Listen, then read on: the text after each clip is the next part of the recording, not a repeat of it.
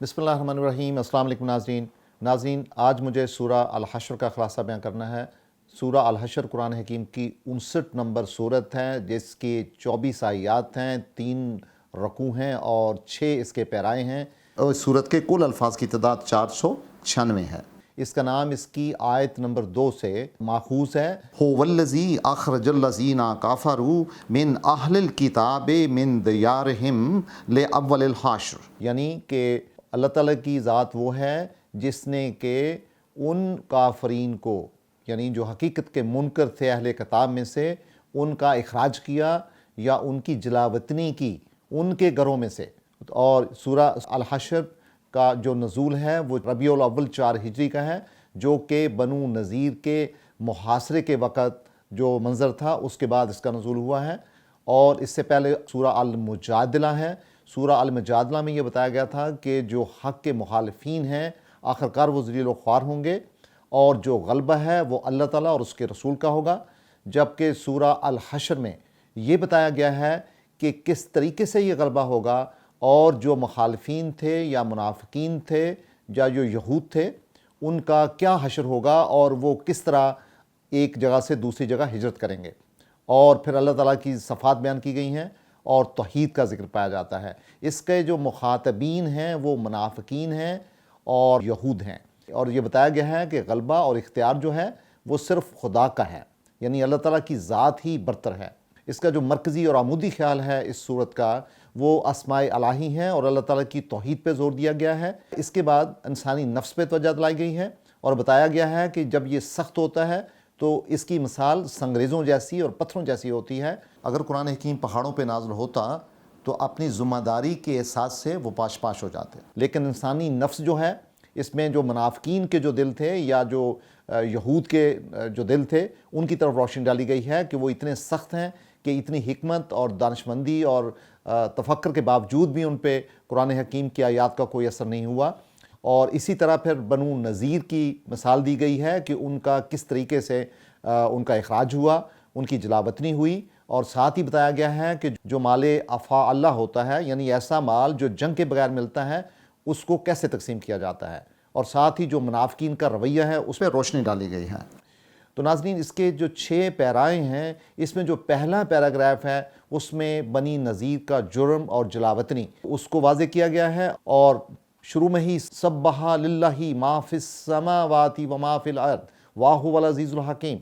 کہ تسبیح اور تقدیس بیان کرتی ہے اللہ تعالیٰ کی ذات کے لیے ہر وہ چیز جو آسمانوں میں ہے اور جو زمین میں ہے،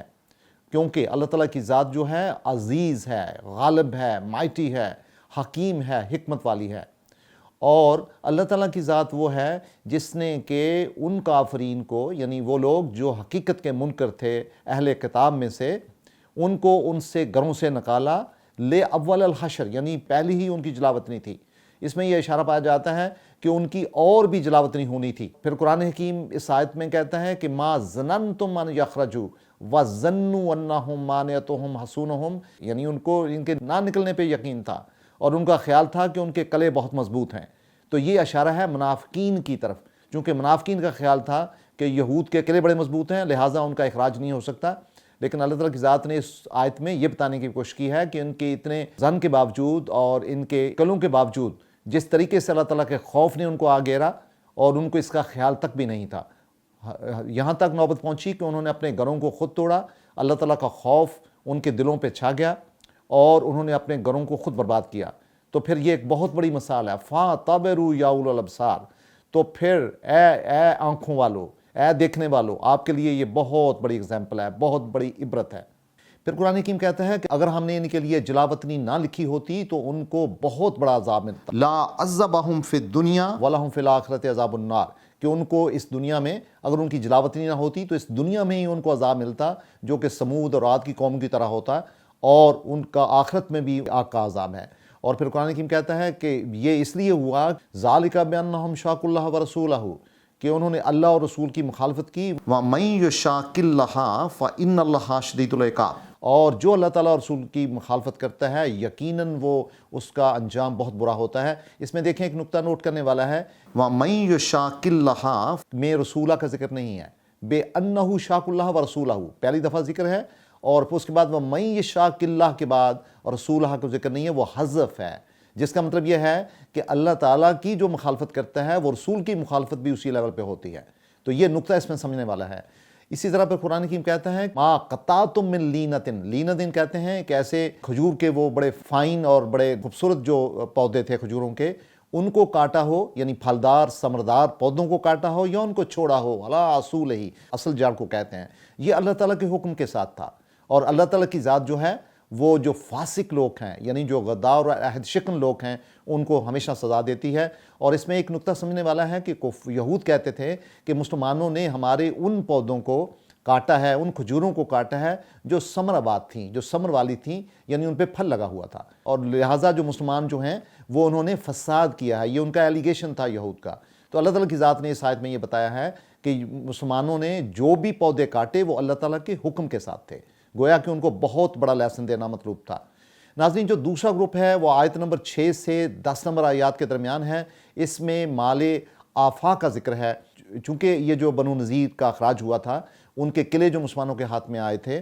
اور جو مال و دولت ملا تھا وہ بغیر جنگ کے ملا تھا، تو لہٰذا منافقین نے ایک خبر مشہور کر دی تھی، یہ جو مال ملا ہے اس کو بھی اس کا 5واں حصہ نکال کے باقی فوجیوں میں تقسیم ہونا چاہیے۔ لیکن قرآن حکیم نے اس میں واضح کیا ہے کہ یہ مال غنیمت نہیں ہے، یہ مال فے یعنی افا اللہ ہے، یعنی ایسا مال ہے جو کہ بغیر جنگ کے مسلمانوں کو ملا ہے۔ او جفتم علیہ من خیل ولا رکاب، یعنی آپ نے جنگ میں کوئی گھوڑے نہیں چلائے، تو لہٰذا یہ اللہ تعالیٰ کا مال ہے۔ ولاکن اللہ یسر، یہ اللہ تعالیٰ نے اپنے رسول کو عنایت کی ہے۔ تو اللہ تعالیٰ کی ذات چونکہ ہر چیز پہ قادر ہے، اور اس میں جو آپ ان مال کا حصول ہے یہ مال غنیمت نہیں ہے، یہ مال فے ہے۔ تو لہٰذا ایک نقطہ پھر قرآن حکیم نے یہاں واضح کیا کہ اس کے حقدار کون ہیں، وہ اللہ تعالیٰ کی ذات ہیں۔ فَلِلَّهِ وَلِلرَّسُولِ وَلِذِي الْقُرْبَى وَالْيَتَامَى وَالْمَسَاكِينِ وَابْنِ السَّبِيلِ، یعنی یہ اللہ کے لیے ہے، اللہ کے رسول کے لیے ہے، اور جو رسول کے جو اہل قربا ہیں وہ ان کے لیے ہے، اور یتیم اور مساکین کے لیے ہے، اور جو مسافر لوگ ہوتے ہیں۔ اور مقصد کیا ہے کہ تاکہ یہ جو دولت ہے یہ یعنی صرف امیر لوگوں کے درمیان ہی گردش نہ کرے بلکہ پوری سوسائٹی میں اس کی حرکت ہو۔ لہٰذا تنبیہ کی جاتی ہے کہ اللہ کے رسول آپ کو جو دیں وہ لے لیں، اور جو منع کریں اس سے منع ہو جائیں۔ وَاتَّقُوا اللَّهَ، تو be conscious to Allah the exalted, ہمیشہ اللہ تعالیٰ کی سبمیشن میں رہیں، کیونکہ اللہ تعالیٰ کی ذات بڑی شدت سے پکڑنے والی ہے۔ تو ناظرین، پھر اللہ تعالیٰ کی ذات نے ان آیات میں واضح کیا ہے کہ یہ جو صدقات ہیں، یہ جو آفا تھا، مال فے تھا، یہ فقراء کے لیے یعنی ان مہاجرین کے لیے تھا جنہوں نے اپنے گھروں کو چھوڑا، اور اللہ تعالیٰ کی رضا کے لیے انہوں نے اپنے گھروں کو چھوڑا اور اپنے مالوں کو چھوڑا، اور پھر وہ اللہ اور اللہ کے رسول کے احکامات کی روشنی میں جدوجہد کرتے ہوئے وہ نکلے وہاں سے اپنے گھروں کو چھوڑ کے۔ اور ایسے ہی لوگ ہیں جو کہ صادقین ہیں، اولئک ھم الصادقون، اور وہی لوگ ہیں جو اپنے ارادوں میں، ایمان میں، اپنے عمل میں، فعل میں بڑے صادق تھے، سچے تھے، اور انہوں نے اس کو کر کے بھی دکھایا۔ تو یہ مال فے جو ہے یہ بیسیکلی وہ سب سے زیادہ اس کے ڈیزرو کرتے ہیں۔ اور پھر بتایا کہ وہ لوگ جو کہ آلریڈی ایسے مہاجرین جو پہلے پہنچ چکے ہوئے تھے، یا جو انصار تھے جو کہ مہاجرین کو ویلکم کرتے تھے، ان کا استقبال کرتے تھے، اور ان کی ساری حاجتوں کو پورا کرتے تھے، باوجود اس کے کہ ان کی اپنی حاجتیں بھی ہوتی تھیں، اور اپنے نفوس پہ، اپنی ضروریات پہ، اپنی جانوں پہ، تن اور من پہ دوسروں کو، مہاجرین کو ترجیح دیتے تھے، اور ان کے دل میں کبھی بھی کوئی حرص پیدا نہیں ہوتا تھا۔ خصاصہ کہتے ہیں کسی ایسی چیز کو جو بڑی خاص ہو، جس میں دوسری چیز کو دخل حاصل نہ ہو، اور اس میں باوجود اس کے کہ ان کی ضروریات بڑی خاص ہوتی تھی، وہ اپنے نفوس پہ ان کو ترجیح دیتے تھے۔ اور جو بھی اپنے نفس کو بچاتا ہے حرص سے، وَمَنْ يُوقَ شُحَّ نَفْسِهِ فَأُولَٰئِكَ هُمُ الْمُفْلِحُونَ، اور جو اپنے نفس کو حرص سے بچاتا ہے وہی لوگ ہیں جو فلاح پانے والے ہیں۔ ناظرین، پھر قرآن حکیم کہتا ہے پھر اس کے بعد بھی جو لوگ آئے وہ ہمیشہ دعا کرتے تھے کہ یا اللہ ہماری مغفرت کر، اور ہمارے ان بھائیوں کی بھی جو کہ ہم سے پہلے گزر چکے ہیں اپنے ایمان میں۔ یا اللہ ہمارے دلوں میں کوئی غلو پیدا نہ کرنا، کوئی حرص اور کینہ پیدا نہ کرنا۔ اور وہ مومنین کے لیے دعائیں کرتے تھے اور کہتے تھے یا اللہ یہ ہماری دعاؤں کو قبول کر، چونکہ تو بڑا کائنڈ ہے، رؤوف الرحیم ہے، یعنی تو بڑا مہربان بھی ہے اور رحم کرنے والا بھی ہے۔ ناظرین، جو تیسرا پیراگراف ہے وہ آیت نمبر 11 سے 17 کے درمیان ہے۔ اس میں جو منافقین تھے ان کے بارے میں توجہ دلائی گئی ہے، اور کہا گیا ہے کہ منافقین جو ہیں وہ اپنے بھائیوں کو کہتے تھے یعنی ان کے بھائی جو کہ کفر میں تھے، جو کفار تھے، جن سے یہود مراد دیا جاتا ہے اہل کتاب میں سے، کہ یہ وہ تھے کہ جن کو وہ کہتے تھے جب آپ اس جگہ کو چھوڑ کے جائیں گے تو ہم آپ کا ساتھ دیں گے، اور بلکہ ہم آپ کے پیروکار ہوں گے، آپ کی اطاعت میں ہوں گے۔ حالانکہ انہوں نے کبھی ان کی اطاعت نہیں کرنی تھی، اور یہ ہمیں جو کچھ کہہ رہے تھے یہ اس میں کاذب تھے، یعنی جھوٹ بولتے تھے۔ اگر یہ یعنی کہ یہود نکلیں گے تو منافقین جو ہیں کبھی ان کا ساتھ نہیں دیں گے، اور اگر وہ لڑیں گے تو کبھی ان کے ساتھ نہیں لڑیں گے، بلکہ یہ اپنی پیٹھ پھیر لیں گے، یعنی ان کے ساتھ وفادار نہیں ہوں گے۔ قرآن حکیم کہتا ہے کہ ان کے دلوں میں آپ کی جو ہیبت ہے وہ بہت زیادہ پھیل چکی ہوئی ہے، لیکن یہ ایسی قوم ہے جو کہ لا یفقہون، جو کہ بالکل تفکر نہیں کرتی، فکر نہیں کرتی، تدبر نہیں کرتی، اور یہ صرف اگر لڑیں گے تو مورچے بنا کے یا دیواروں کے پیچھے سے لڑیں گے۔ ان کے اندر ایک عجیب خوف پایا جاتا ہے، اور ان کے جو دل ہیں وہ پاش پاش ہیں، وہ آپ کی ہیبت سے دبے ہوئے ہیں، لہٰذا ان کو اتنی عقل نہیں ہے کہ وہ تدبر اور فہم سے آپ کے ساتھ مقابلہ کر سکیں۔ تو پھر قرآن حکیم بتاتا ہے کہ یہ جو منافقین ہیں ان کی مثال ان لوگوں جیسی ہے جو جس پہلے گزرے ہیں، یعنی کہ جس سے یہود کے بنو نذیر بھی مراد ہو سکتے ہیں، بنو قینقاع بھی مراد ہو سکتے ہیں، قریش بھی مراد ہو سکتے ہیں، اور ان کے لیے بہت بڑا عذاب ہے۔ اور پھر ان کی مثال جو ہے بالکل ایسے ہے کہ جیسے شیطان جو ہے وہ انسان کو ورگلا رہا ہو، اس کو غلط راستے پہ ڈال رہا ہو، کہ شیطان یقیناً یہ کہتا ہے کہ میں ان سارے گناہوں سے بری ہو گیا ہوں، انی اخاف اللہ رب العالمین، کیونکہ میں اللہ تعالیٰ کی ذات سے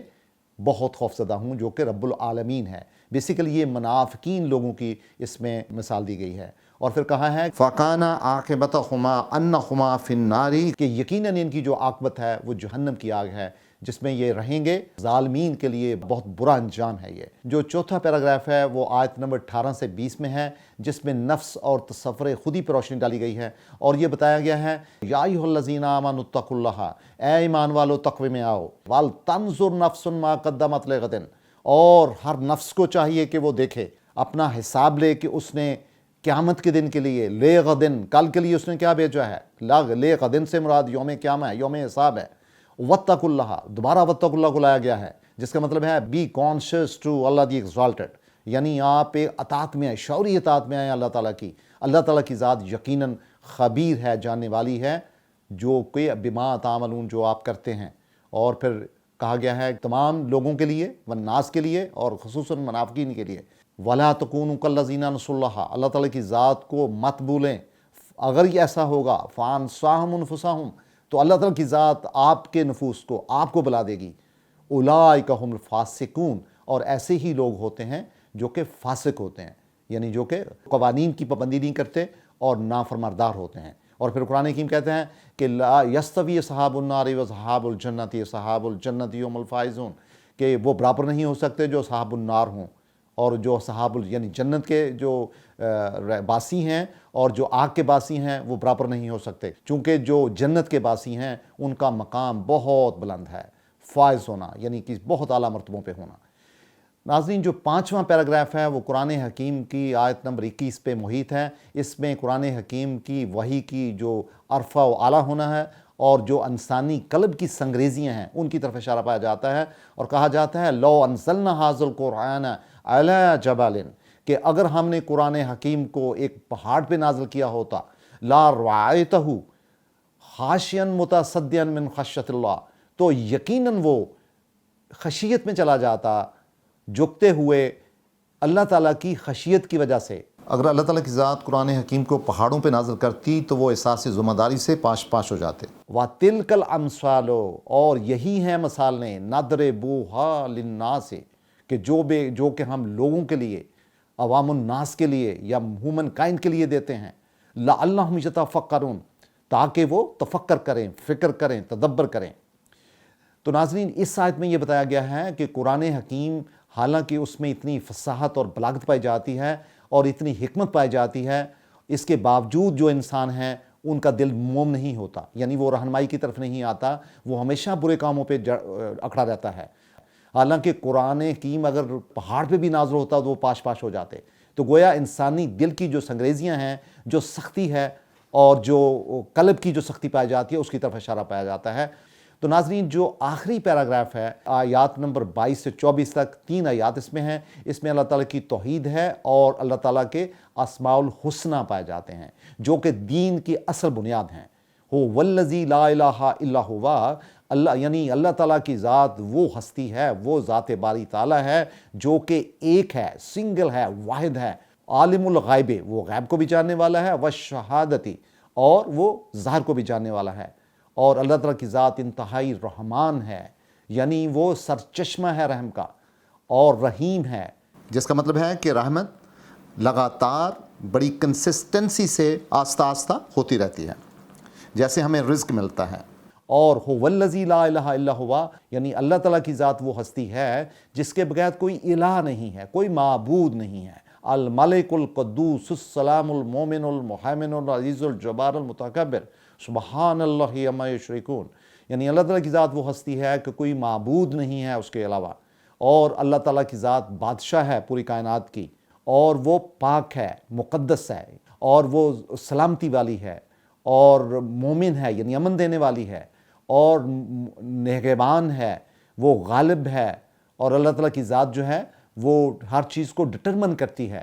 اور ہر چیز پہ یعنی ہی از پراؤڈ آف ہز پرسنالٹی، اور اللہ تعالیٰ کی ذات جو ہے وہ پاک ہے ہر ایک چیز سے۔ اما یشرکون سے مراد جو شرک کرتے ہیں، جو اللہ تعالیٰ کی ذات کے ساتھ اس کی الوہیت میں، اس کی عبادت میں شریک ٹھہراتے ہیں۔ ناظرین جو لاسٹ آیت ہے ہو واللہ، یعنی اللہ تعالیٰ کی ذات وہ ہے خالق الباری المصور، اللہ تعالیٰ کی ذات خالق ہے۔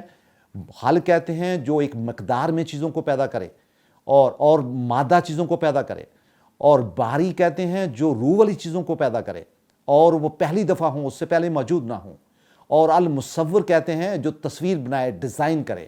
تو اللہ تعالیٰ کی ذات خالق بھی ہے، باری بھی ہے، المصور بھی ہے۔ لاہ الاسماء الحسنہ، وہ اللہ تعالیٰ کے جتنے بھی نام ہیں انتہا کے خوبصورت ہیں۔ حسن کہتے ہیں جس میں تناسب اور توازن پایا جائے، اور جب تناسب اور توازن آتا ہے تو چیزوں میں سمٹری آتی ہے اور خوبصورتی آتی ہے، اور یہی حسن کی ڈیفینیشن ہے۔ اللہ تعالیٰ کی ذات جو ہے اس میں حسن پایا جاتا ہے۔ اللہ اسماء یسبح لہ ما فی السماوات والارض، اور تسبیح بیان کرتی ہے، شان بیان کرتی ہے، تسبیح و تقدیس کرتی ہے۔ ہو کا اشارہ اللہ تعالیٰ کی ذات کی طرف ہے۔ ما فی السماوات، جو بھی کچھ آسمانوں میں اور زمین میں ہے، واہ العزیز الحکیم، کیونکہ اللہ تعالیٰ کی ذات کیا ہے؟ مائٹی ہے، غالب ہے، اور حکیم ہے، حکمت والی ہے۔ تو ناظرین ایک بات پہ غور کریں کہ قرآن حکیم کی جو پہلی آیت ہے وہ کہتی ہے سبح للہ ما فی السماوات وما فی الارض وہو العزیز الحکیم، اور جو آخری آیت ہے قرآن حکیم کی وہ کہتی ہے یسبح لہ ما فی السماوات والارض وہو العزیز الحکیم۔ تو غور کریں کہ قرآن حکیم کی پہلی آیت اور جو آخری آیت کے جو الفاظ ہیں وہ ایک ہی مطلب بیان کرتے ہیں۔ تو گویا سورہ حشر کا عمودی خیال ہے وہ توحید ہے اور توحید کا بیان ہے۔ تو ناظرین سورہ الحشر یہ دعوت دیتی ہے اپنی 24 آیات کے ساتھ، 3 رکوع اور 6 پیراؤں کے ساتھ، کہ ہم بڑے تدبر کے ساتھ، فکر کے ساتھ، ٹھہراؤ کے ساتھ اس کے یاد پہ غور کریں،